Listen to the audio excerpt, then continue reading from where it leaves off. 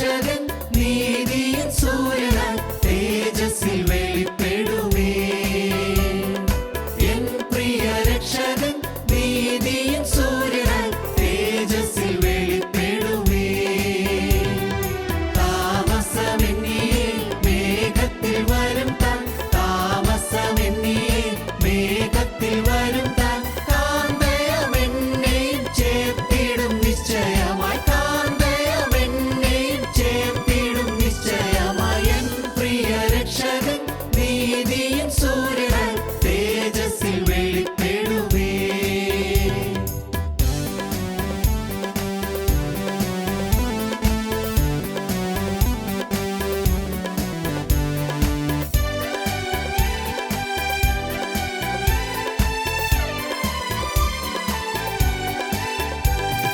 യെരൂശലേമിൻ തെരുവിലൂടെ കുരിശുമരം ചുമന്നു കാൽവരിയിൽ നടന്നു പോയവൻ. യെരൂശലേമിൻ തെരുവിലൂടെ കുരിശുമരം ചുമന്നു കാൽവരിയിൽ നടന്നു പോയവൻ. ശോഭിത പട്ടണത്തിൽ മുത്തുകളാലുള്ള, ശോഭിത പട്ടണത്തിൽ മുത്തുകളാലുള്ള വീടുകൾ തീർത്തിട്ടു വേഗത്തിൽ വരും അവൻ, വീടുകൾ തീർത്തിട്ടു വേഗത്തിൽ വരും അവൻ. എൻ പ്രിയ രക്ഷകൻ നീതിயின் സൂര്യനായി തേജസ്സിൽ വെളിപ്പെടുമേ.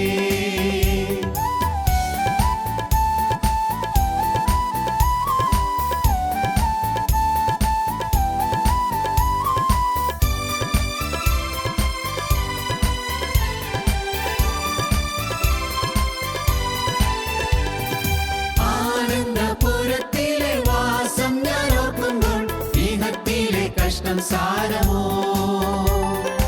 ആനന്ദപുരത്തിലെ വാസം ഞാൻ ഓർക്കുമ്പോൾ ഇഹത്തിലെ കഷ്ടം സാരമോ. പ്രത്യാശഗാനങ്ങൾ പാടി ഞാൻ നിത്യവും, പ്രത്യാശഗാനങ്ങൾ പാടി ഞാൻ നിത്യവും. സ്വർഗീയ സന്തോഷം എന്നിലുണ്ടിന്നലേക്കാൾ, സ്വർഗീയ സന്തോഷം എന്നിലുണ്ടിന്നലേക്കാൾ. എൻ പ്രിയ രക്ഷകൻ നീതിயின் സൂര്യനായി തേജസ്സിൽ വെളിപ്പെടുമേ.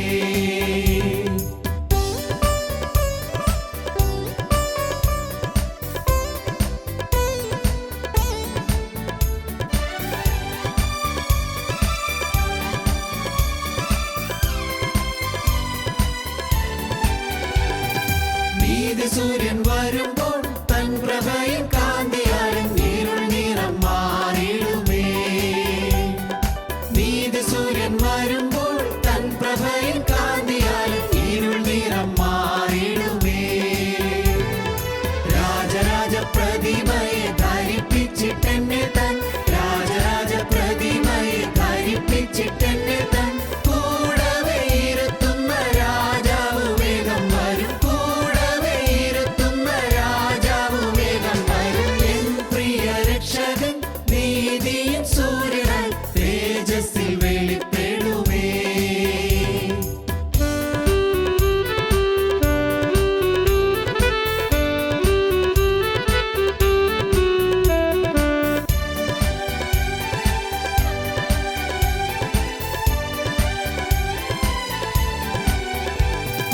സന്താപം തീർന്നിട്ടു അന്തമില്ലായുഗം കാന്തനുമായി വാഴുവാൻ. സന്താപം തീർന്നിട്ടു അന്തമില്ലായുഗം കാന്തനുമായി വാഴുവാൻ. ഉള്ളം കൊതിക്കുന്നേ പാദങ്ങൾ പൊങ്ങുന്നേ, ഉള്ളം കൊതിക്കുന്നേ പാദങ്ങൾ പൊങ്ങുന്നേ. എന്നിങ്ങു വന്നെന്നെ ചേർത്തിടും പ്രേമകാന്തൻ, എന്നിങ്ങു വന്നെന്നെ ചേർത്തിടും പ്രേമകാന്തൻ. എൻ പ്രിയ രക്ഷകൻ നീതിயின் സൂര്യനായി തേജസ്സിൽ വെളിപ്പെടുമേ. എൻ പ്രിയ രക്ഷകൻ നീതിயின் സൂര്യനായി തേജസ്സിൽ വെളിപ്പെടുമേ.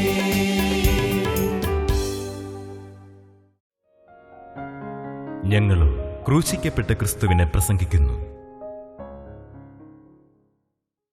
ദൈവ തിരുനാമത്തിന് മഹത്വം ഉണ്ടാകട്ടെ. യെശയ്യാ പ്രവാചകന്റെ പുസ്തകം 38-ാം അധ്യായം 4-5 വാക്യങ്ങൾ നമുക്ക് വായിക്കാം. ഹിസ്കിയാവ് ഏറ്റവും കരഞ്ഞു. എന്നാൽ യെശയ്യാവിന് യഹോവയുടെ അരുളപ്പാടുണ്ടായത് എന്തെന്നാൽ, നീ ചെന്ന് ഹിസ്കിയാവോട് പറയേണ്ടത്, നിന്റെ പിതാവായ ദാവീദിന്റെ ദൈവമായ യഹോവ ഇപ്രകാരം അരുളിച്ചെയ്യുന്നു, ഞാൻ നിന്റെ പ്രാർത്ഥന കേട്ടു, നിന്റെ കണ്ണുനീർ കണ്ടിരിക്കുന്നു. ഞാൻ നിന്റെ ആയുസ്സിനോട് 15 സംവത്സരം കൂട്ടും. ഹിസ്കിയ രാജാവ് ഏറ്റവും കരഞ്ഞു, പാപത്തെയോർത്ത് അലറിക്കരഞ്ഞു. ഹിസ്കിയാവ് ചുമരിൽ കൈകൾ പിടിച്ചുകൊണ്ട്, വിതുമ്പിക്കൊണ്ട്, ഏങ്ങലടിച്ചുകൊണ്ട് നിന്ന് പ്രാർത്ഥിക്കുകയാണ്. അപ്പോഴുണ്ട് യെശയ്യാ പ്രവാചകൻ വീണ്ടും മുറിയിലേക്ക് കടന്നു വന്നു. രാജകൊട്ടാരത്തിൽ നിന്ന് ഇറങ്ങിപ്പോയ പ്രവാചകനാണ്. പ്രവാചകനെ ദൈവം തടഞ്ഞു നിർത്തി. നീ വീണ്ടും ചെല്ല്, രാജാവിൻ്റെ അടുക്കലേക്ക് ചെല്ല്, ഇപ്പോൾ നിനക്ക് തരുന്ന അരുളപ്പാട് നീ രാജാവിനോട് പറയുക. ദൈവത്തിൻ്റെ വലിയ നാമം മഹത്വപ്പെടട്ടെ. പ്രവാചകന്മാർക്ക് സ്വന്തമായിട്ടൊന്നും ചെയ്യാനില്ല. ദൈവം അരുളപ്പാട് തന്നാൽ പ്രസ്താവിക്കാം, ദൈവം പറഞ്ഞാൽ പ്രസ്താവിക്കാം, ദൈവം ഭരമേൽപ്പിച്ചാൽ പറയാം, ഇല്ലെങ്കിൽ അങ്ങനെ പറയും. പ്രവാചകൻ തിരികെ കൊട്ടാരത്തിലേക്ക് നടന്നു. അതുവരെ കിട്ടിയ അരുളപ്പാടിൽ നിന്ന് വ്യത്യസ്തമായൊരു പുതിയ അരുളപ്പാടുമായിട്ടാണ് വരുന്നത്. യഹോവയായ ദൈവം ഇപ്രകാരം അരുളി ചെയ്യുന്നു. രാജാവ് കാതോർത്തു. രാജാവ് ആ ചുമരിൽ നിന്ന് പിടിവിടാതെ തന്നെ തല തിരിച്ചു നോക്കി. പ്രവാചകൻ നിൽക്കുന്നു. യഹോവയായ ദൈവം ഇപ്രകാരം അരുളി ചെയ്യുന്നു, ഞാൻ നിൻ്റെ പ്രാർത്ഥന കേട്ടു, നിൻ്റെ കണ്ണുനീർ കണ്ടിരിക്കുന്നു. ദൈവത്തിന് സ്തോത്രം. പ്രാർത്ഥന കേൾക്കുന്ന ഒരു ദൈവം, കണ്ണുനീര് കാണുന്ന ഒരു ദൈവം. പ്രിയപ്പെട്ടവരെ, നിങ്ങൾ ദയവായി ശ്രദ്ധിക്കണമേ. Ever living and ever loving God. Ever living Jesus and ever loving Jesus. ദൈവത്തിന് സ്തോത്രം. ജീവിക്കുന്ന ക്രിസ്തു, സ്നേഹിക്കുന്ന ക്രിസ്തു, പ്രാർത്ഥന കേൾക്കുന്ന ദൈവം, കണ്ണുനീർ കാണുന്ന ദൈവം. ദൈവമക്കളെ, നിങ്ങൾക്ക് അനുഭവങ്ങളില്ലേ? നിങ്ങളുടെ ജീവിതത്തിൽ അനുഭവങ്ങളില്ലേ? അവൻ കണ്ണുനീർ കണ്ട അനുഭവങ്ങളില്ലേ? നിങ്ങൾ നിലവിളിച്ചപ്പോൾ നിലവിളി കേട്ട അനുഭവങ്ങളില്ലേ? എത്രയെത്ര അവസരങ്ങളിൽ, എത്രയെത്ര സമയങ്ങളിൽ നിങ്ങൾ ഒറ്റയ്ക്കിരുന്ന് വിതുമ്പിയിട്ടുണ്ട്, ഒറ്റയ്ക്കിരുന്ന് ഏങ്ങലടിച്ചിട്ടുണ്ട്. കർത്താവ് നിങ്ങളുടെ അരികത്ത് വന്നു എന്നും നിങ്ങളുടെ കണ്ണുനീര് തുടച്ചു തന്നു എന്നും അനുഭവങ്ങൾ നിങ്ങൾക്ക് ലഭിച്ചവരല്ലേ നിങ്ങൾ അനേകം പേര്? നിങ്ങൾ ദൈവത്തെ വാഴ്ത്തിയവരല്ലേ? പ്രാർത്ഥന കേട്ടല്ലോ എന്നോർത്ത് ദൈവത്തെ സ്തുതിച്ചവരല്ലേ? എൻ്റെ കണ്ണുനീര് നാഥ നീ മാനിച്ചല്ലോ എന്ന് പറഞ്ഞ് നിങ്ങൾ ദൈവത്തെ മഹത്വപ്പെടുത്തിയവരല്ലേ? എത്രയെത്ര സന്ദർഭങ്ങൾ, ആയുസ് നീട്ടിക്കെട്ടിയതായ സമയങ്ങൾ, അത്യാഹിതം ഒഴിവാക്കി തന്ന സമയങ്ങൾ, മരണം വന്ന് പടിവാതിൽക്കൽ മുട്ടിയപ്പോൾ മരണത്തെ ദൈവം തട്ടിമാറ്റി നിങ്ങൾക്ക് ആയുസ് വീണ്ടും നീട്ടി തന്നതായ സന്ദർഭങ്ങൾ, രോഗക്കിടക്കയിൽ നിങ്ങൾ എഴുന്നേൽപ്പിച്ച സമയങ്ങൾ. പ്രിയപ്പെട്ടവരെ, നിങ്ങളെ ഓപ്പറേഷൻ തിയേറ്ററിൽ നിന്ന് ആയുസ്സോടെ പുറത്തു കൊണ്ടുവന്നതായ നിമിഷങ്ങൾ, തീർന്നു എന്ന് വിചാരിച്ചിരുന്ന ആൾ ഇതാ ജീവനോടെ എഴുന്നേറ്റ് നടന്നതായ സന്ദർഭങ്ങൾ, എത്രയെത്ര സമയങ്ങൾ നിങ്ങളുടെ മനസ്സിൽ ഓർമ്മയിലേക്ക് ഇപ്പോൾ വരും. ശരി, ദൈവം പ്രാർത്ഥന കേൾക്കുന്നവനാണ്, അവൻ കണ്ണുനീര് മാനിക്കുന്നവനാണ്, അവൻ ഏങ്ങലടികൾ കാതോർത്ത് ശ്രദ്ധിക്കുന്നവനാണ്. ഞാൻ നിൻ്റെ പ്രാർത്ഥന കേട്ടു, നിൻ്റെ കണ്ണുനീർ കണ്ടിരിക്കുന്നു. ഞാൻ നിൻ്റെ ആയുസ്സിനോട് 15 സംവത്സരം കൂട്ടും. ദൈവത്തിന് സ്തോത്രം. ദൈവത്തിൻ്റെ വലിയ നാമം മഹത്വപ്പെടട്ടെ. ഒരു വലിയ ചിന്തകനായിരുന്നു വോൾട്ടയർ. നിങ്ങൾ കേട്ട് കാണും. വലിയ ചിന്തകനായിരുന്നു. ഫ്രഞ്ച് റവല്യൂഷന് ആവേശം പകർന്ന് വലിയ വിപ്ലവകാരിയായിരുന്നു വോൾട്ടയർ. വലിയ താത്വിക ആചാര്യനായിരുന്നു വോൾട്ടയർ. പക്ഷേ ദൈവമില്ലാത്തവനായിരുന്നു, നിരീശ്വരനായിരുന്നു, ദൈവവിചാരമില്ലാത്തവനായിരുന്നു. പ്രിയപ്പെട്ടവരെ, വോൾട്ടയർ മരിക്കാറായി കിടക്കുന്ന സമയത്ത് വോൾട്ടയർ ഡോക്ടറോട് ചോദിച്ചു, ഡോക്ടറെ, എനിക്ക് ഒരു 6 മാസം ആയുസ് നീണ്ടു കിട്ടുമോ? 6 മാസം ആയുസ് നീണ്ടു കിട്ടുമോ? എന്തിനാണ് നിങ്ങളങ്ങനെ ചോദിച്ചത് 6 മാസം? ഡോക്ടറെ, എൻ്റെ ആയുസ് പാഴായിപ്പോയി, എൻ്റെ സംവത്സരങ്ങൾ നഷ്ടപ്പെടുത്തി കളഞ്ഞു, എൻ്റെ ജീവിതം പാഴായിപ്പോയി. ഞാൻ ദൈവമില്ല എന്ന് പറഞ്ഞും പഠിപ്പിച്ചും എൻ്റെ ജീവിതം കളഞ്ഞു. എനിക്ക് സമാധാനമില്ല, എൻ്റെ ഹൃദയത്തിൽ സ്വസ്ഥതയില്ല. ഞാൻ നരകാഗ്നിയിലേക്ക് താണു പോകുന്നു. Oh, I am sinking deep in the fire of hell. Who can rescue me from this fire of hell? അയ്യോ, ഞാൻ ഈ നരകത്തിയിലേക്ക് താണു പോകുന്നു, എന്നെ ഈ നരകത്തിയിൽ നിന്ന് ഉയർത്തിയെടുക്കാൻ ആരുണ്ട്? സങ്കടത്തോടെ പറഞ്ഞു. ഡോക്ടർ പറഞ്ഞു, ഒരു 6 മാസമല്ല, 6 ആഴ്ച പോലും നിങ്ങൾക്ക് ആയുസുള്ളതായി മെഡിക്കൽ സയൻസ് പറയുന്നില്ല. അയ്യോ, ഞാൻ ഇനി എന്ത് ചെയ്യും? അദ്ദേഹം ഞങ്ങളെടുത്ത് കരയാൻ തുടങ്ങി. അദ്ദേഹം വിതുമ്പി കരയാൻ തുടങ്ങി. പക്ഷേ ആ കരച്ചിൽ നിരാശയുടെ കരച്ചിൽ മാത്രമായിരുന്നു, പാവം ഏറ്റുപറഞ്ഞുള്ള കരച്ചിലായിരുന്നില്ല. അദ്ദേഹത്തിൻ്റെ സുഹൃത്തുക്കളും ശിഷ്യരുമായ ആളുകൾ ചുറ്റും നിൽക്കുന്നവരോട് പറഞ്ഞു, നിങ്ങൾ പോയി ദയവായി ഒരു ക്രിസ്തു ഭക്തനെ വിളിച്ചു കൊണ്ടുവരാമോ? ദയവായി ഒരു ക്രിസ്തു ഭക്തനെ എൻ്റെ അടുക്കലേക്ക് വിളിച്ചു കൊണ്ടുവരൂ. എനിക്ക് സമാധാനമില്ലല്ലോ, എനിക്കൊരു സ്വസ്ഥതയില്ലല്ലോ. ഒരു ക്രിസ്തു ഭക്തനെ എൻ്റെ അരികിലേക്ക് വിളിച്ചു കൊണ്ടുവരൂ. അവർ പോയില്ല. അവർ പറഞ്ഞു, ഇത്രയും നാൾ ക്രിസ്തുവിൻ്റെ ഉപദേശങ്ങൾ മിഥ്യയാണെന്നും അബദ്ധമാണെന്നും പറഞ്ഞിട്ട്, ദൈവമില്ല എന്ന് പറഞ്ഞിട്ട് ഇപ്പോൾ ക്രിസ്തു ഭക്തനെ വിളിച്ചുകൊണ്ട് വരികയോ? നാം ഇതുവരെയും വളർത്തിക്കൊണ്ടുവന്ന് നമ്മുടെ പ്രസ്ഥാനത്തിന് ക്ഷയമല്ലേ അത് അധപ്പതനമല്ലേ? പാടില്ല എന്നവർ പറഞ്ഞു. അദ്ദേഹം പല്ലിറുമ്മിക്കൊണ്ട് ആക്രോശിച്ചുകൊണ്ട് പറഞ്ഞു, ഗർജനസ്വരത്തിൽ പറഞ്ഞു. അദ്ദേഹം പറഞ്ഞു, ദൈവം എന്നെ ഉപേക്ഷിച്ചു, നിങ്ങളും എന്നെ ഉപേക്ഷിച്ചോ എന്ന്. എന്തൊരു നിരാശയായിരുന്നു, എന്തോ ഒരു കരച്ചിലായിരുന്നു, എന്തോ ഒരു ശാപവാക്കുകളായിരുന്നു. അദ്ദേഹത്തെ മരണക്കിടക്കയിൽ ശുശ്രൂഷിച്ച, വോൾട്ടയറിനെ മരണക്കിടക്കയിൽ ശുശ്രൂഷിച്ച ആ നേഴ്സ് പറഞ്ഞു, ഇനി ഫ്രാൻസിലെ സ്വത്ത് മുഴുവൻ എനിക്ക് തന്നാലും ഞാനൊരു നിരീശ്വരനെ, മരണാസന്ന രോഗിയെ ഞാൻ ശുശ്രൂഷിക്കുകയില്ല. ഫ്രാൻസിലെ സ്വത്ത് മുഴുവൻ തന്നാലും ഞാനൊരു നിരീശ്വരനെ മരണക്കിടക്കയിൽ ഞാൻ ശുശ്രൂഷിക്കുകയില്ല. കാരണം എനിക്ക് വയ്യ നിരാശ കാണാൻ, എനിക്ക് വയ്യ ദുഃഖം കാണാൻ, എനിക്ക് വയ്യ ആ സങ്കടം കാണാൻ. ഇല്ല, ഞാനില്ല, സ്വത്ത് മുഴുവൻ തന്നാലും ശരി, എനിക്ക് വേണ്ട. പ്രിയപ്പെട്ടവരെ, വോൾട്ടയർ ഒരു 6 ആഴ്ചക്കാലം ആയുസ് നീണ്ടു കിട്ടാൻ ആഗ്രഹിച്ചു. എന്നാൽ ഇവിടെ ഹിസ്കിയ രാജാവ് 6 ആഴ്ചയൊന്നുമല്ല, ഹിസ്കിയ രാജാവ് എത്ര കാലമെന്ന് പറഞ്ഞില്ല. ഹിസ്കിയാവ് ഒരു കാര്യം പറഞ്ഞു, ഒറ്റയ്ക്കൊരു കാര്യം പറഞ്ഞു, കർത്താവേ, എൻ്റെ ഗ്രഹകാര്യം ക്രമത്തിലാകണമല്ലോ, എന്ന് മരിച്ചാലും ദൈവരാജ്യത്തിൽ പോകാൻ എനിക്ക് ഒരുങ്ങണമല്ലോ. എന്ന് മരിച്ചാലും ഈ ഭൂമിയിൽ നിന്ന് ഞാൻ എന്ന് മാറ്റപ്പെട്ടാലും ഈ ക്ഷണികമായ ജീവിതം എപ്പോൾ കഴിഞ്ഞാലും ക്രിസ്തുവിൻ്റെ രാജ്യത്തിൽ എനിക്ക് വന്നു ചേരണം. ക്രിസ്തുവും വിശുദ്ധന്മാരും പാർക്കുന്ന സ്വർഗീയ വാസസ്ഥാനത്ത് നിത്യജീവിതം എനിക്ക് പുലരണം. നാഥ, എൻ്റെ പാവങ്ങൾ ക്ഷമിക്കണം. അങ്ങോട്ട് കടക്കുന്നതിന് തടസ്സമായ എന്നിലുള്ളതായ പാവങ്ങൾ എല്ലാം മാഞ്ഞു കിട്ടണം എന്ന് ഹിസ്കിയാവ് ആഗ്രഹിച്ചു. ഹിസ്കിയാവ് പാപങ്ങളെ ഓർത്ത് കരഞ്ഞു. നിൻ്റെ ആയുസിനോട് 15 സംവത്സരം കൂട്ടുമെന്ന് ഹിസ്കിയ രാജാവിനോട് ദൈവം പറഞ്ഞു. ഹിസ്കിയാവിന് അനുഗ്രഹീതമായ സന്ദേശം ലഭിച്ചു. പാപം ക്ഷമിക്കപ്പെട്ടു. സഹോദരങ്ങളെ, ഒരു വലിയ ചിന്തകനുണ്ടായിരുന്നു, ഒരു വലിയ ചിന്തകൻ, വലിയ തത്വജ്ഞാനിയാണ്. അദ്ദേഹത്തിൻ്റെ പേര് ഹെർബർട്ട് സ്പെൻസർ എന്നാണ്. Herbert Spencer. അദ്ദേഹം മരിക്കാറായി കിടക്കുകയായിരുന്നു. സ്നേഹിതന്മാരുടെ വലിയൊരു സംഘം ചുറ്റി നിൽക്കുന്നുണ്ട്. അവരെ ചോദിച്ചു, ഗുരു, അങ്ങ് ഈ ഭൂമിയിൽ നിന്ന് മാറ്റപ്പെട്ടതിന് ശേഷം അങ്ങയുടെ ശവശരീരം സംസ്കരിച്ചെടുത്ത് അങ്ങയുടെ സ്മാരകശിലയിൽ എന്താണ് ഞങ്ങൾ എഴുതേണ്ടത്? അങ്ങയ്ക്ക് എന്തെങ്കിലും പറയാനുണ്ടോ?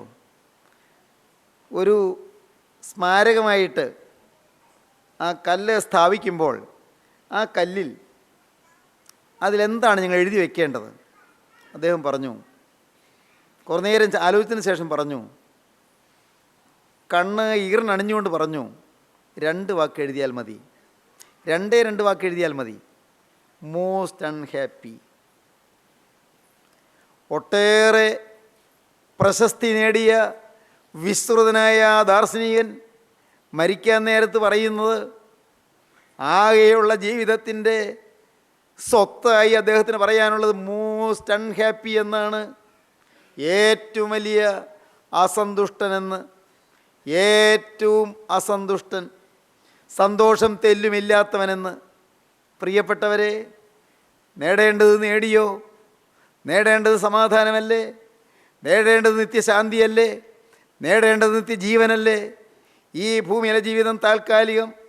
ഇവിടെ രോഗമുണ്ട്, ഇവിടെ പൈസയ്ക്ക് ഞെരുക്കമുണ്ട്, ഇവിടെ കടത്തിൻ്റെ ബാധ്യതയുണ്ട്, ഇവിടെ പരസ്പര വൈരുദ്ധ്യമുണ്ട്, ഇവിടെ പലരും തെറ്റിദ്ധരിക്കുന്നുണ്ട്, ചിലരെല്ലാം കളിയാക്കുന്നുണ്ട്, അനേകർ പരിഹസിക്കുന്നുണ്ട്, പലരും വെറുക്കുന്നുണ്ട്. കുടുംബത്തിൽ തന്നെ പലരും അംഗീകരിക്കുന്നില്ലായിരിക്കാം. സ്വന്തം ഭർത്താവ് പക്ഷേ മാനിക്കുന്നില്ലായിരിക്കാം, ഭാര്യ പക്ഷേ ഗൗനിക്കുന്നില്ലായിരിക്കാം, മക്കൾ തീരെ അനുസരിക്കുന്നില്ലായിരിക്കാം, മാതാപിതാക്കൾ വാത്സല്യിക്കുന്നില്ലായിരിക്കാം, ജോലിസ്ഥലത്ത് തൊഴുത്തിൽ കുത്തേൽക്കുന്നുണ്ടായിരിക്കും, കിടമത്സരത്തിൻ്റെ അടിമകളായി നിങ്ങൾ വീണു പോകുന്നുണ്ടായിരിക്കും. പ്രിയപ്പെട്ടവരെ, നിങ്ങളോട് പറയട്ടെ, എന്നാൽ ഇവിടെയുള്ളതായി ജീവിതത്തിന് ശേഷം ഒരു നിത്യതയുണ്ട്. അവിടെ തെറ്റിദ്ധാരണയില്ല, അവിടെയെല്ലാം ശരിയായി ധരിക്കും, അവിടെ എല്ലാം പരസ്യമാണ്, അവിടെ ഒന്നും നിഗൂഢതകളില്ല, അവിടെ രഹസ്യങ്ങളില്ല, അവിടെ രോഗങ്ങളില്ല. പ്രിയപ്പെട്ടവരെ, അവിടെ ഒറ്റപ്പെടുത്തലുകളില്ല, അവിടെ കുറ്റപ്പെടുത്തലുകളില്ല, അവിടെ തുച്ഛീകരണങ്ങളില്ല, അവിടെ അവഗണനകളില്ല.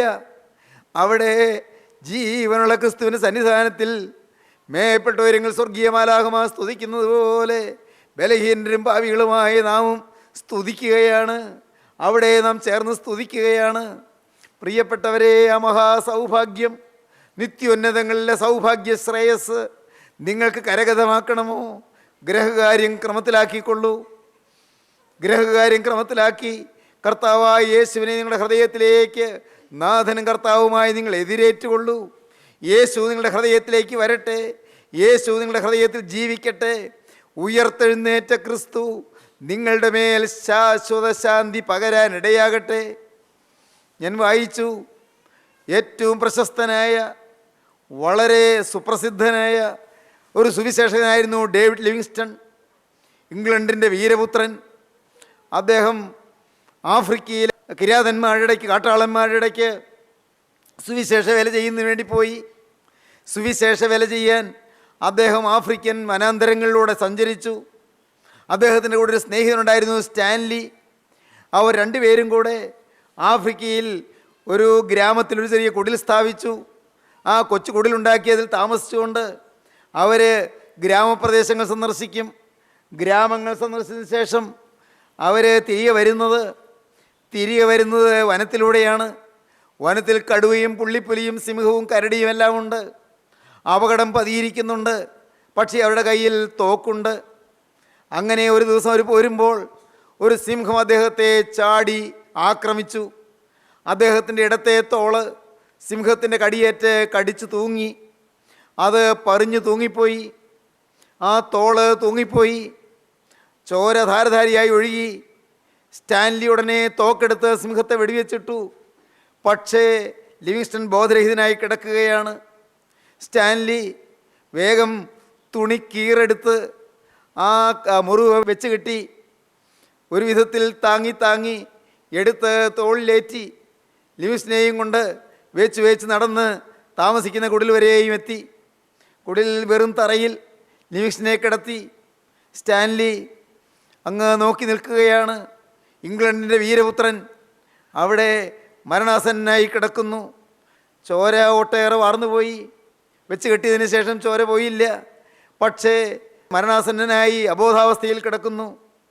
പ്രിയപ്പെട്ടവരെ, സ്റ്റാൻലി അങ്കലാപ്പിലും അന്ധാളിപ്പിലും നോക്കി നിന്നു. അല്പനേരം കഴിഞ്ഞപ്പോൾ ലിവിങ്സ്റ്റൺ പയ്യെ കണ്ണു തുറന്നു. പയ്യെ ഒന്ന് പുഞ്ചിരിച്ചു. ലിവിങ്സ്റ്റൺ പറഞ്ഞു, ഭയപ്പെടേണ്ട. ലിവിങ്സ്റ്റൺ പറയുകയാണ്, ഭയപ്പെടേണ്ട, ഞാൻ ആദ്യനും അന്ത്യനുമാകുന്നു. ഞാൻ മരിച്ചവനായിരുന്നു, എന്നേക്കും ജീവിച്ചിരിക്കുന്നു. മരണത്തിൻ്റെയും പാതാളത്തിൻ്റെയും താക്കോൽ എൻ്റെ കൈക്കലുണ്ട്. ദൈവത്തിന് സ്തോത്രം. ഭയപ്പെടേണ്ട, ഞാൻ ആദ്യനും അന്ത്യനുമാകുന്നു. ഞാൻ മരിച്ചവനായിരുന്നു, എന്നാൽ ഇതാ എന്നേക്കും ജീവിച്ചിരിക്കുന്നു. മരണത്തിൻ്റെയും പാതാളത്തിൻ്റെയും താക്കോൽ എൻ്റെ കൈവശമുണ്ട്. അതൊരു വേദവാക്യമാണ്. വെളിപ്പാട് പുസ്തകം 1-ാം അധ്യായത്തിൽ നാം വായിക്കുന്ന ഒരു വാക്യമാണത്. ഉയർത്തെഴുന്നേറ്റ തേജോമയനായ ക്രിസ്തു പറയുന്ന വാക്യം, തേജോമയനായി വെളിപ്പെട്ട ക്രിസ്തു പറയുന്ന വാക്യം. ഭയപ്പെടേണ്ട, ഞാൻ മരിച്ചവനായിരുന്നു, എന്നാൽ ഇതാ എന്നേക്കും ജീവിച്ചിരിക്കുന്നു. മരണത്തിൻ്റെയും പാതാളത്തിൻ്റെയും താക്കോൽ എൻ്റെ കൈവശമുണ്ട്. പ്രിയപ്പെട്ടവരെ, ഇന്ന് നിങ്ങൾ ഈ ശ്രദ്ധിച്ച് കേൾക്കൂ. മരണത്തിൻ്റെയും പാതാളത്തിൻ്റെയും താക്കോൽ കൈവശം ഏന്തുന്നവൻ നിങ്ങളുടെ സ്വന്തമായി നിങ്ങൾക്ക് കിട്ടിയോ? നിങ്ങളുടെ നാഥനായി നിങ്ങൾക്ക് ലഭിച്ചുവോ? ആ ക്രിസ്തുവിനായി നിങ്ങളുടെ ആയുസ് നിങ്ങൾ വിട്ടുകൊടുത്തുവോ? ആ ക്രിസ്തുവിന് വേണ്ടി നിങ്ങളെ തന്നെ നിങ്ങൾ സമർപ്പിച്ചുവോ? പ്രിയപ്പെട്ടവരെ, എല്ലാം കൊടുത്ത് വാങ്ങാവുന്ന നിധിയാണ് ഈ ക്രിസ്തു.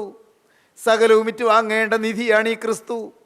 ഈ ക്രിസ്തുവിനെ നിങ്ങൾ ഇന്ന് കൈവശമാക്കിയാൽ നിങ്ങളുടെ ജീവിതം പോലെ ഭാഗ്യവത്തായ ജീവിതം വേറൊന്നില്ല എന്ന് നിങ്ങൾ അറിഞ്ഞുകൊള്ളുവീൻ. ഏറ്റവും വലിയ സൗഭാഗ്യം നിങ്ങൾക്ക് ലഭിക്കുകയാണ്. എത്രയെത്ര മഹാരഥന്മാർ ക്രിസ്തുവിന് വേണ്ടി ജീവിതം പരമേൽപ്പിച്ചു കൊടുത്തു. എത്രയെത്ര പണ്ഡിതന്മാർ ക്രിസ്തുവിന് വേണ്ടി ജീവിതം പരമേൽപ്പിച്ചു കൊടുത്തു. പാവപ്പെട്ട മുക്കുവ തൊഴിലാളികൾ മാത്രമല്ല, 1-ാം നൂറ്റാണ്ടിലെ ഗലീല കടലിൽ മീൻ പിടിച്ചിരുന്ന പാവപ്പെട്ട ആ മുക്കുവന്മാർ മാത്രമല്ല, പിൽക്കാലത്ത് എത്രയെത്ര ഉന്നതന്മാർ ക്രിസ്തുവിന് വേണ്ടി ജീവിതം സമർപ്പിച്ചു കൊടുത്തു. സഹോദരങ്ങളെ, ഈ യേശു ക്രിസ്തു ഇന്നും ജീവിക്കുന്നു. യേശു ക്രിസ്തു ഇന്നും പ്രവർത്തിക്കുന്നു. നെപ്പോളിയൻ ബോണപ്പാർട്ട് ഒരിക്കൽ പറഞ്ഞു, അല്ലയോ ഗലീലക്കാര, നീയാണല്ലോ ജയിച്ചതെന്ന്. നെപ്പോളിയൻ ബോണപ്പാർട്ട് അദ്ദേഹം സെൻറ്റ് ഹെലീന ദ്വീപിൽ നാടുകടത്തപ്പെട്ട് ഏകനായി വസിക്കുകയായിരുന്നു. അദ്ദേഹം സെൻറ്റ് ഹെലീന ദ്വീപിൽ നാടുകടത്തപ്പെടാൻ കാരണം അദ്ദേഹത്തെ ബ്രിട്ടീഷ് സൈന്യം തോൽപ്പിച്ചതാണ്. ലോർഡ് വെല്ലിംഗ്ടൺ പ്രഭുവിൻ്റെ കീഴിലുള്ളതായ സൈന്യം വന്ന് അദ്ദേഹത്തെ തോൽപ്പിച്ചു. വാട്ടർലൂ യുദ്ധത്തിൽ 1815 വാട്ടർലൂ യുദ്ധത്തിൽ നെപ്പോളിയൻ അവർ തോൽപ്പിച്ചു. പ്രിയപ്പെട്ടവരെ, ട്രഫാൽഗർ യുദ്ധത്തിൽ നെപ്പോളിയനെ തോൽപ്പിച്ച് നെപ്പോളിയനെ എൽബാ ദ്വീപിലേക്ക് നാട് കടത്തിയതായിരുന്നു.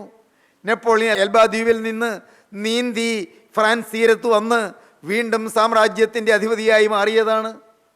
നിങ്ങൾ പക്ഷേ കേട്ട് കാണും, ഞാൻ പണ്ട് പഠിച്ചതാണ്. Able was I ere I saw Elba എന്ന് നെപ്പോളിയൻ പണ്ട് പറഞ്ഞതാണ്. Able was I ere I saw Elba, Elba ദ്വീപ് കാണുന്നതുവരെ ഞാൻ ശക്തനായിരുന്നു എന്ന് അദ്ദേഹം പറഞ്ഞതാണ്. പക്ഷേ പിന്നീട് അദ്ദേഹം പറഞ്ഞു, impossibility is the word that is found only in the dictionary of fools. വിഡ്ഢികളുടെ നിഘണ്ടുവിൽ മാത്രം കാണുന്ന വാക്കാണ് അസാധ്യമെന്ന് പറഞ്ഞതാണ്. ആ അസാധ്യത്തെ പുച്ഛിച്ചു തള്ളിയ നെപ്പോളിയൻ സെൻറ്റ് ഹെലീന ദ്വീപിൽ നാട് കടത്തപ്പെട്ട ഏകാഗിയായി കഴിയുമ്പോൾ അദ്ദേഹം പറഞ്ഞതാണ്, ഓ ഗലീലിയൻ ദൗ ഹാസ്റ്റ് വൺ, അല്ലയോ ഗലീലക്കാര, നീയല്ലോ ജയിച്ചത്. സാമ്രാജ്യങ്ങൾ സ്ഥാപിച്ച ചക്രവർത്തിമാരുണ്ട്. ഞാനും സാമ്രാജ്യം സ്ഥാപിച്ചു. സീസർ റോമ സാമ്രാജ്യം സ്ഥാപിച്ചു. അനേകം സാമ്രാജ്യാധിപതികൾ ഉണ്ടായിട്ടുണ്ട് ചരിത്രത്തിൽ. ഞാനും സ്ഥാപിച്ചു ഫ്രഞ്ച് സാമ്രാജ്യം. എന്നാൽ ഞങ്ങളെല്ലാം തോറ്റു, ഞങ്ങളമ്പേ പരാജയപ്പെട്ടു പോയി. പക്ഷേ ജയാളിയായ ഒരാൾ മാത്രം, അല്ലയോ ഗലീലക്കാര, നീയാണല്ലോ ജയാളി. എൻ്റെ സ്നേഹിതരെ, ജയവീരനായ ക്രിസ്തു ഇന്നും ജീവിക്കുന്നു. ജയവീരനായ ക്രിസ്തു ഇന്നും പ്രവർത്തിക്കുന്നു. ജയാളിയായ ക്രിസ്തു ഇന്ന് നിങ്ങളെ തേടി വന്നിരിക്കുന്നു. നിങ്ങൾ ഇരിക്കുന്നിടത്ത് നിങ്ങൾ അരികിലേക്ക് യേശു വന്ന് നിൽക്കുകയാണ്. അവൻ നിങ്ങളുടെ നേരെ കെഞ്ചുകയാണ്, മകനെ, ഞാൻ നിന്നെ സ്നേഹിക്കുന്നു. മകനെ, പാപം വരട്ടിക്കളഞ്ഞ് നിൻ്റെ ജീവിതം കണ്ട് ഞാൻ നിന്നോട് കനിവോടെ ഞാൻ നിന്നെ വിളിക്കുന്നു. ഞാൻ നിന്നോട് ആർദ്രതയോടെ ഞാൻ നിന്നെ വിളിക്കുന്നു. മകനെ, നിൻ്റെ ഹൃദയം എനിക്ക് തരിക. എൻ്റെ മകളെ, നിൻ്റെ ഹൃദയം എനിക്ക് തരിക. പാപം നശിപ്പിച്ച് കളഞ്ഞ നിൻ്റെ ജീവിതം, പിശാച് നിശേഷം നഷ്ടപ്പെടുത്തി കളഞ്ഞ നിൻ്റെ ജീവിതം, സാത്താൻ പാപത്തിനെ കെട്ടിയിട്ട നിൻ്റെ ജീവിതം, പാപത്തിൻ്റെ ചങ്ങലക്കുരുക്കിൽ പെട്ടുപോയ നിൻ്റെ ജീവിതം, മകളെ, ഞാൻ നിന്നെ സ്നേഹിക്കുന്നു. നിൻ്റെ ജീവിതം പുതുക്കി മെനയാൻ ഞാനിതാ നിൻ്റെ അരികിൽ വന്ന് നിൽക്കുന്നു. ഈ യേശുവിനെ നിങ്ങളൊന്ന് കൈക്കൊള്ളുമോ? യേശുവിനെ നിങ്ങളൊന്ന് എതിരേൽക്കുമോ? യേശുവിനോട് നിങ്ങളൊരു വാക്ക് പറയുമോ? എനിക്ക് വേണ്ടി ക്രൂസിൽ മരിച്ച എൻ്റെ നാഥ, എൻ്റെ രക്ഷക, നീ ക്രൂസിൽ ചൊരിഞ്ഞൊരു തിരുരക്തം എൻ്റെ പാപത്തിൻ്റെ പരിഹാരമാണെന്ന് കർത്താവേ ഞാൻ വിശ്വസിക്കുന്നു. ഞാൻ ഏൽക്കേണ്ട ശിക്ഷ നീ കുരിശിൽ എനിക്ക് വേണ്ടി ഏറ്റു എന്ന് ഞാൻ വിശ്വസിക്കുന്നു. ഞാൻ ഏൽക്കേണ്ട ശിക്ഷ മുഴുവനും, ഞാൻ ഏൽക്കേണ്ട നരക ദുരിതം മുഴുവനും നാഥ നീ എനിക്ക് വേണ്ടി ഏറ്റു എന്ന് ഞാൻ വിശ്വസിക്കുന്നു. എൻ്റെ യേശുവേ, എനിക്ക് വേണ്ടി നീ ക്രൂസിൽ മരിച്ചതിനാൽ ഇന്ന് മുതൽ നാഥ ഞാൻ നിനക്കായി ജീവിക്കുമെന്ന് ഞാനിപ്പോൾ തിരുമുൻപാകെ സമർപ്പിക്കുന്നു. ഞാൻ വ്യക്തമായൊരു തീരുമാനം ഇപ്പോൾ എടുക്കുന്നു. കർത്താവേ, നീ എനിക്ക് വേണ്ടി ക്രൂസിൽ മരിച്ചതിനാൽ ഇന്ന് മുതൽ ഞാൻ നിനക്കായി ജീവിക്കും. ദൈവജനമേ, നിങ്ങളുടെ ഗ്രഹകാര്യം നിങ്ങൾ ക്രമത്തിലാക്കാം. ഇന്ന് കടന്നുപോയാൽ ദൈവരാജ്യത്തിലെത്തുമെന്നുള്ള പ്രാഗൽഭ്യം നിങ്ങൾക്ക് നേടാം. ഇന്ന് ഈ ഭൂമിയിൽ നിന്ന് മാറ്റപ്പെട്ടാൽ ദൈവ പൈതലേ, നിനക്ക് ദൈവരാജ്യം സ്വന്തം എന്നുള്ള ആ ഭാഗ്യം നിനക്ക് ഇപ്പോൾ തന്നെ നേടാം. ഈ ഭൂമിയിൽ തന്നെ രക്ഷാനിർണയത്തിൻ്റെ പ്രമോദം നിനക്ക് പ്രാപിക്കാം. ഇപ്പോൾ തന്നെ നിന്റെ ഹൃദയത്തിൻ്റെ നാഥനും കർത്താവുമേ നിനക്ക് സ്വീകരിക്കാം. വേണ്ട, താമസിക്കണ്ട, അല്പം പോലും വൈകണ്ട. താമസിച്ചാൽ പക്ഷേ നിനക്ക് അവസരം കിട്ടിയില്ലെങ്കിലോ, നാളേക്ക് മാറ്റിവെച്ചാൽ നാളത്തെ ദിവസം നിനക്കായി കാത്തു നിന്നില്ലെങ്കിലോ, അതിനു മുൻപ് മരണം നിന്നെ സന്ധിച്ചാലോ, അതിനു മുമ്പ് യേശുക്രിസ്തു രണ്ടാമത്തെ വരവ് സംഭവിച്ചാലോ, അതുകൊണ്ട് ഇപ്പോൾ തന്നെ നിന്റെ ഹൃദയം നീ തുറക്കൂ. നിന്റെ പാവവഴികളോട് നീ യാത്ര പറയൂ. ക്രിസ്തുവിനെ നാഥനും കർത്താവുമായി നീ സ്വീകരിക്കൂ. പുതിയ ജീവിതം നീ തുടങ്ങൂ. ശാന്തതയുള്ള ജീവിതം, സമാധാനമുള്ള ജീവിതം, കറതീർന്ന ജീവിതം, സംശുദ്ധമായ ജീവിതം, പാപത്തെയും പാപത്തിൻ്റെ സകലവിധമായ ബന്ധനങ്ങളെയും മാറ്റിക്കളയുന്ന പുതിയ ജീവിതം ഇപ്പോൾ നിങ്ങൾ നേടൂ. യേശു നിങ്ങളെ വിളിക്കുന്നു, യേശു നിങ്ങളെ ക്ഷണിക്കുന്നു, യേശു നിങ്ങളെ സ്നേഹിക്കുന്നു. ഏത് കഠോര പാപിയെയും യേശു സ്നേഹിക്കുന്നു, ഏത് ക്രൂര മനസ്സിനെയും യേശു സ്നേഹിക്കുന്നു, ഏത് നിഷ്ഠൂര ഹൃദയത്തെയും യേശു സ്നേഹിക്കുന്നു. ദൈവ പൈതലേ, യേശുവിൻ്റെ അരികിലേക്ക് ഓടി വരുവീൻ, ക്രൂസിൻ ചുവട്ടിലേക്ക് ഓടി വരുവീൻ, ക്രൂസിലെ സ്നേഹത്തെ അറിയുവീൻ, ക്രൂസിലെ തിരുരക്തത്തിൽ ആശ്രയിപ്പീൻ. ആ തിരുവിലാവിൽ നൊഴിയ തിരുരക്തത്തിൽ ആശ്രയിച്ചുകൊണ്ട്, പൈശാചിക സേനയെ ഉപേക്ഷിച്ചുകൊണ്ട്, സാത്താനിയെ ഉപേക്ഷിക്കുന്നു, മിശിഹായെ ഞാൻ സ്വീകരിക്കുന്നു എന്ന് വീണ്ടും ഏറ്റു പറഞ്ഞുകൊണ്ട് യേശുവിലേക്ക് വരുവീൻ. യേശു നിങ്ങളെ അനുഗ്രഹിക്കട്ടെ, സമാധാനം നിങ്ങളുടെ മേൽ പകരട്ടെ, ശാന്തി നിങ്ങൾക്ക് ഏകട്ടെ, കുടുംബശാന്തി നിങ്ങൾക്ക് നൽകട്ടെ, എല്ലാ നന്മകളാൽ നിങ്ങൾ നിറയ്ക്കട്ടെ, ശാപദോഷങ്ങൾ മാറട്ടെ, പാവക്കെട്ടുകൾ പൊട്ടട്ടെ, ബന്ധനങ്ങൾ അഴിയട്ടെ, പൈശാചിക സേനകൾ വിഭ്രമിച്ചകലട്ടെ, ജീവനുള്ള ക്രിസ്തു മഹത്വം എടുക്കട്ടെ. നമുക്ക് പ്രാർത്ഥിക്കാം. കാരുണ്യവാനേ, മഹാപരിശുദ്ധനായ ഞങ്ങളുടെ സ്വർഗീയ പിതാവേ, ഈ നല്ല ദിവസത്തിനായി വീണ്ടും ഞങ്ങൾ നിന്നെ സ്തുതിക്കുന്നു കർത്താവേ. അവിടുത്തെ കൃപയുടെ വചനങ്ങൾക്കായി ഞങ്ങൾ നിന്നെ സ്തോത്രം ചെയ്യുന്നു. പുതിയ സൃഷ്ടിയാകാൻ ഞങ്ങളെ വീണ്ടും ആഹ്വാനം ചെയ്തതിനായി ഞങ്ങൾ നിന്നെ സ്തുതിക്കുന്നു. എല്ലാവരെയും അനുഗ്രഹിക്കണമേ കർത്താവേ. ശാപങ്ങൾ മാറ്റി കൊടുക്കണമേ കർത്താവേ. ദോഷങ്ങൾ നീക്കി കൊടുക്കണമേ കർത്താവേ. പാപത്തിന്റെ കെട്ടുകൾ അഴിക്കണമേ കർത്താവേ. ശത്രുവിന്റെ എല്ലാ ബന്ധനങ്ങളും അഴിഞ്ഞു മാറണമേ കർത്താവേ. എല്ലാ നന്മകളാലും നിറയ്ക്കണമേ. യേശുക്രിസ്തുവിന്റെ ജയകരമായ നാമത്തിൽ താഴ്മയോടെ പ്രാർത്ഥിക്കുന്ന പിതാവേ, കൃപയോടെ കേൾക്കുമാറാകണമേ. ആമീൻ.